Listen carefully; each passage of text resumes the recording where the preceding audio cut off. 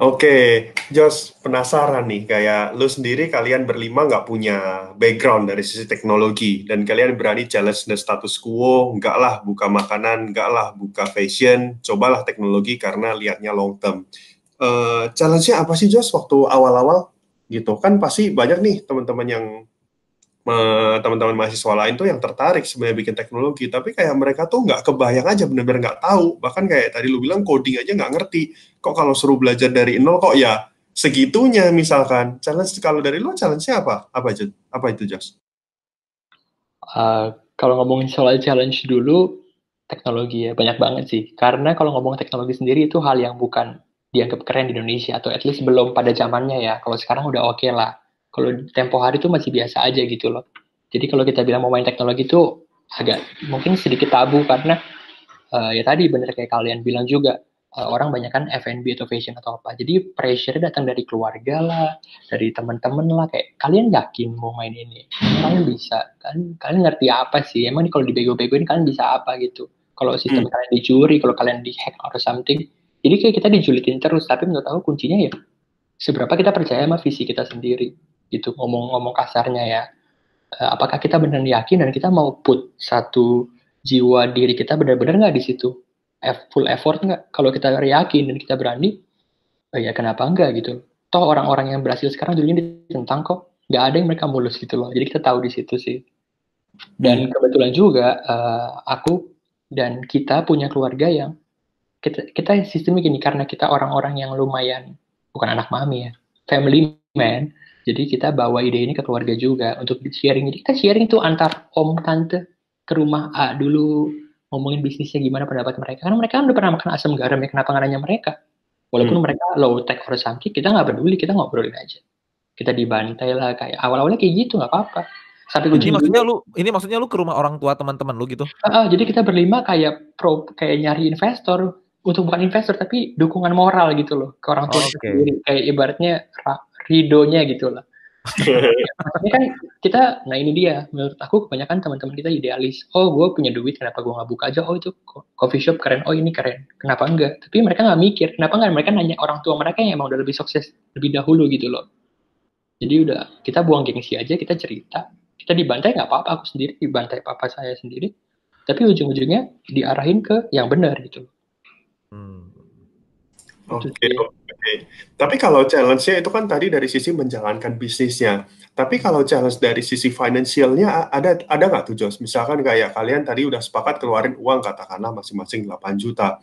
Tapi ternyata bikin untuk bayar developer, untuk bikin semua technical staffs-nya itu kan mungkin butuh, itu kan harganya range-nya sangat sangat Ya. gede gitu loh. Nah, ada nggak sih di satu titik kalian itu ngerasa, wah ini kok kayaknya gini-gini terus progresnya, nggak ada progres yang gimana-gimana, tapi kok harus keluar uang terus gitu. Terus dari kalian juga hesitant mungkin untuk keluar Ya. uang terus, di mana itu kan lumayan common terjadi untuk bisnis awal-awalnya. Jadi kalian gimana tuh untuk overcome that kind of issue? Oke, untuk menjawab itu benar banget sangat ada ya karena gimana ya, kita mau pakai uang sendiri, kita mau real bisnis, tapi kan kita nggak bisa baca masa depan. Siapa tahu kita bangkrut ngomong kasarnya gitu ya. Aku mungkin mau kasih sharing sedikit ya, yang mungkin kalian nggak perlu ulangin. Jadi kita punya kesalahan adalah kita tentuin dulu idenya, apa yang kita mau lakukan, effort seperti apa, ujung-ujungnya baru ngomongin duit. Jadi ketika semua itu udah mateng, butuh budget seberapa, kita baru menyesuaikan. Kebalik gitu loh, harusnya planning yang bagus, kita takar dulu budgetnya mau berapa. Hmm. Seperti itu. Kita kebalik, kita semangat dulu, idenya ini itu ngomong yang gak karu-karuan dulu, terakhir baru budgetnya berapa gitu loh. Hmm. Jadi itu pun kemarin sempat jadi isu karena beberapa orang rasa ini kemahalan coy. Gue nggak percaya masa depan kita sebagus itu. Yang ada kita bakar duit doang. Emang lu yakin untung? Namanya juga teknologi, semua orang juga tahu kita bakar duit. Ya name aja big big company gitu. Yang teknologi basisnya mereka semua kan disuntik dana investor. Siapa yang pakai duit sendiri? Siapa yang bertahan gitu? Nama-namanya cuma sedikit dan kalian yakin gitu. Ya itu sih kesalahan kita. Kita nggak bikin Oke. perhitungan. Kita cuma marketing plan doang, operasionalnya doang, mau seperti apa, visi kita gembar-gemborkan. Tapi kita lupa, duit kita berseri gitu loh. Hmm. Terus Dan habis itu gimana tuh, Jos? Nah, Waktu, jadi malah waktu lu kemarin, Apa tuh, apa yang kalian lakuin? Kemarin malah sempat clash gara-gara uang itu, kan namanya juga uang ya, semua juga jadi berantem. Ada yang sangat percaya dengan ide ini, dengan uang yang kita keluarkan, high risk, high return, dan sebagainya. Ada juga yang kayak, nggak ada, gue nggak percaya, gue nggak mau ngambil resiko seperti kalian gitu. Jadi akhirnya kita gini, in the end, pada akhirnya juga kita tetap bagi rata uangnya. Tapi itu melalui pergumulan panjang, saling meyakinkan satu dengan yang lain. Jadi kita balik ke dream awal kita. Kita saling meneguhkan, saling memberi visi yang mengawang-awang. Tapi kita bisa bilang kayak, ya kita udah mulai ini bersama, ya kita harus selesai ini bersama dengan uang yang equal. Emang jeleknya jadi begitu sih. Gitu. Jadi kita mau nggak mau agak memaksa bahwa ya dari awal kan Anda udah take kontrak untuk segrup sama kita. Jadi ya mau nggak mau ini harus dijalani gitu. Jangan tiba-tiba di tengah jalan mundur, itu kan nggak fair. Seperti itu sih. Kalau soal duit, kita bisa pikirin dengan cara apa. Ya udah kita cari, kalau kalian pada pelit, ya kita cari vendor yang paling murah. Simpel gitu sih. Jadi ceritanya, jadi sarannya adalah salah satu kesalahan yang menurutmu cukup serius adalah kalian nggak menentukan budgetnya dari awal ya? Iya, karena kita ngerasa, wah kita kita orang yang lumayan mampu kok, uang jajan ada, orang tua bisa support, ngapain ngomongin duit di awal itu kan kayak, belum juga mulai udah ngomongin modal, kayak ngapain sih, ternyata kita baru tahu, oh ini bisa bikin berantem. Oke. Boleh nggak di-sharingkan, ada lagi nggak kesalahan yang besar yang pernah kalian bikin? Kalau kalian emang mau pakai, ibaratnya kalian benar-benar mau bikin grup yang untuk menghasilkan uang, dan benar-benar mau berbisnis, make sure itu serius dalam artian, sebelum periode kalian harus menentukan itu, kalian harus riset. Kita harus riset terlebih dahulu, siapin mental, siapin diri, cari data sebanyak-banyaknya. Jadi ketika waktunya kita mau buka, itu nggak kelabakan. Kemarin kita kan kelabakan gara-gara kita baru serius rapatnya ya pas saat itu juga gitu loh. Dan itu pun idenya kan sempat salah. Karena dikejar sistem dosen juga. Ini bukan menyalahkan ya, maksudnya karena kita harus presentasi depan dosen dan sebagainya. Jadi kita agak terburu-buru antara bisnis dengan nilai gitu loh. Kita nggak sempat memikirkan yang terbaik untuk bisnis kita, karena ya kalau nggak nilai kita jelek kalau kita mikirin bisnis ini doang gitu loh. Sedangkan kadang kampus butuh skripsi, penulisan ini itu, padahal ya real life-nya sebenarnya mungkin kita ngerasa nggak butuh gitu loh. Tapi mau nggak mau kita harus lakukan kan. Jadi lebih baik kita bisa curi start gitu. Kalau emang kita serius mau bisnis, ya benar-benar dari sekarang kita baca bukunya dulu, siapin materi-materinya, maksudnya ya informasi macam apa yang kira-kira bakal saya butuhin ke depannya, kita harus persiapin dari sekarang sih. Gitu. Berarti maksudnya sebaiknya kalau emang mau serius bikin bisnis dan mau fokus di bisnisnya, walaupun masih awal-awal ya, belum, ya kalau di kampus mungkin kalau bahkan sampai belum masuk semester 7 pun, belum masuk semester tugas akhir pun, bikin aja dulu bisnisnya gitu. Iya, bisa bikin bisnisnya dulu, tapi kalau kita ngerasa nggak bisa manage waktu dengan baik, kita bisa dengan ngumpulin data terlebih dahulu. Itu nggak terlalu susah kok. Pasti kalian nggak selalu sibuk kan, pasti kita ada waktu-waktu santai. Nah, itu bisa dipakai untuk ngulik aja dulu, ngobrol aja dulu sama kira-kira calon marketnya, atau calon supplier, atau calon kompetitor. Nggak apa-apa gitu, dapetin data jadi ke nol. Kalau kita kemarin itu nol. Kita bilang kita mau serius, tapi yang kita lakukan kayak orang nggak serius. Gitu loh. Jadi kita kayak, belum, antar masih lama, yaudah antar aja. Yang penting kan udah ada orang-orangnya, kita sombong di situ. Oke. Gitu. Kalau boleh honest review nih, Jos, menurut lo bikin bisnis melalui jalur skripsi gitu ya, tugas akhir, dengan jalur tidak pakai tugas akhir, kalau dengan bisnis kayak tadi itu lebih bagus mana sebenarnya? Susah ya jawabnya. Kan lu juga udah lulus kan udah gak ada beban gitu. Jadi jawab aja dengan review. Oke. Kalau jawab gimana ya? Bagus mana agak susah ya. Karena kalau ngomong bagus mana kan harus apple to apple. Saya harus pernah menjalani hidup kedua tanpa skripsi, baru bisa tahu kan. Oke. Kalau ngomong kayak gini kan ya aku nggak pernah, bisanya julid doang. Aku nggak pernah tahu perasaannya seperti apa ketika nggak dibimbing dosen dari nol. Gitu. Oke, mungkin plus minusnya mungkin. Oke, kalau ngomong plus minus, pastinya jadi nggak bebas kalau dibimbing oleh kampus. Karena mungkin aja kita punya idea yang mana yang kita anggap penting dan nggak penting, apa yang bisa bikin kita cepat berkembang. Tapi kampus tahapannya belum sampai ke sana dan mungkin nggak setuju dengan cara kita. Karena kan kita harus konsultasi dulu dengan dosen. harus di-approve baru bisa kita eksekusi. Sedangkan kenyataannya bisa aja market minta begitu, tapi dosen nggak setuju, jadi itu kan susah.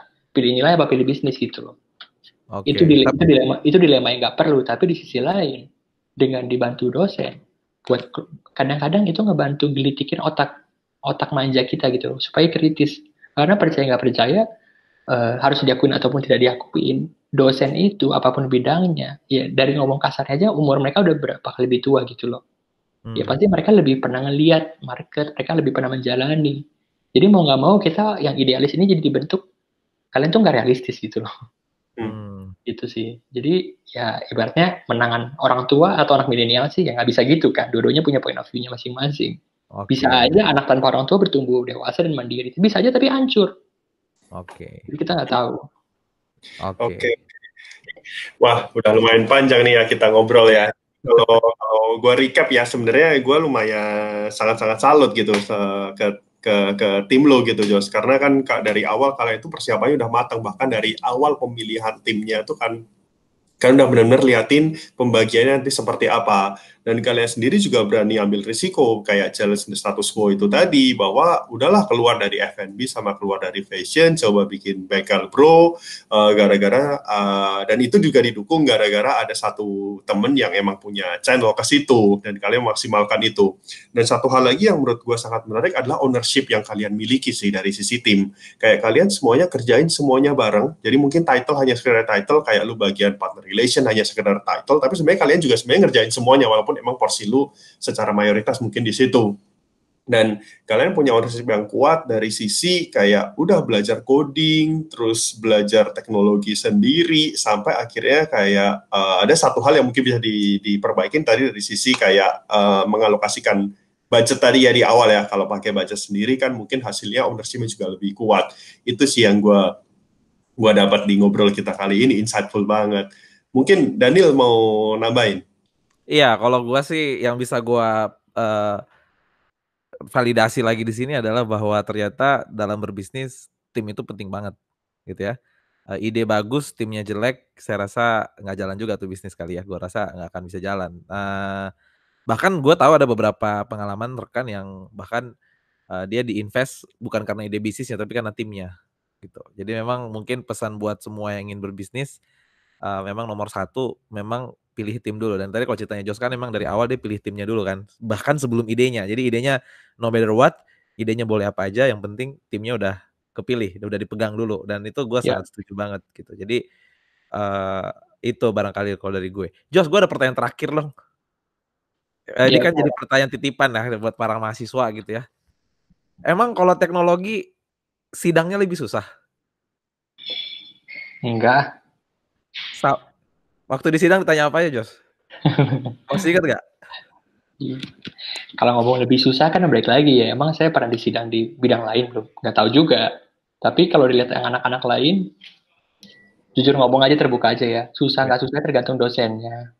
Oke, bukan tergantung bisnisnya ya. Iya, dia mau mempersusah nggak? Jadi ide bisnisnya tidak akan menentukan susahnya lulus ketika sidang ya? Iya. Oke. Malah beberapa dosen malah lebih respect yang aku lihat karena kita berani main di teknologi dan kita benar-benar berusaha belajar dari nol gitu loh. Oke. Mereka tahu kita real mau berbisnis. Lain dari yang maksudnya cuma fashion, dari cuma F&B, mereka dosen juga tahu ini mah cuma pengen numpang eksis, ini cuma buat nilai. Tapi kalau kita berani teknologi, kita udah buktiin taring kita matang gitu loh. Kita benar-benar mau sukses Pak Bu gitu loh. Mungkin finansial kita jelek, tapi kita yakin proyeksi kita bagus. Oke, jadi walaupun financial statement-nya nggak sebagus yang F&B, nilainya tetap bagus lah ya? Iya, dan pasti kan mahasiswa juga nggak usah khawatir karena dosen yang uji kita dan yang bimbing kita emang ngerti teknologi juga gitu loh biasanya. Jadi nggak akan sembarang menilai dari yang dia nggak tahu gitu loh. Nggak mungkin orang yang jago makanan doang terus yang nilainya teknologi, itu kan nggak nyambung. Kita profesional kok maksudnya gitu. Oke. Dan selama dosen itu benar-benar pengen menguji kemampuan anaknya, apakah itu kerja atau enggak, ngerti atau enggak, pasti lulus lah, nggak usah khawatir. Sip. Oke, Han, ada lagi? Oke, kalau gitu udah kita tutup aja sesi kita kali ini. Thank you banget Jos buat waktunya. Semoga kita bisa ngobrol-ngobrol lagi nanti di sesi selanjutnya. Jadi kita mau undur diri dulu. Thank you semua. See you. Bye-bye. Bye-bye.